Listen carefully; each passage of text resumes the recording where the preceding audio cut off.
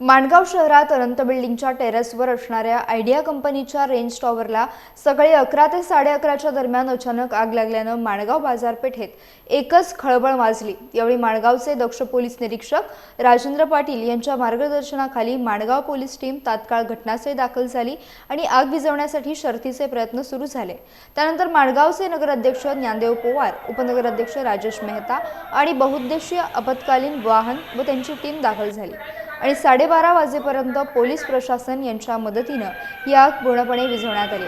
ही आग विझवण्यासाठी प्रथमतः माणगाव वाहतूक पोलीस शाखेचे पोलीस शिवराजे बांडे आणि पोलीस निवास साबळे यांनी सर्वप्रथम जाऊन टॉवरचे चालू असलेले इंजिन बंद केले। या टॉवरवर असलेल्या कनेक्टरने अचानक पेट घेतल्यामुळे शॉर्ट सर्किट झाल्याचा प्राथमिक अंदाज व्यक्त करण्यात आला।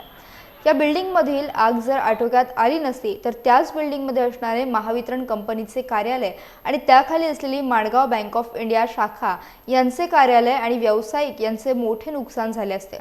मात्र पोलीस प्रशासन आणि नगरपंचायत प्रशासन यांच्या प्रसंगावधानामुळे हा मोठा अनर्थ टळला। यामुळे नगरपंचायत प्रशासन आणि पोलीस प्रशासन यांचे माणगाव तालुक्यातून कौतुक होते आहे।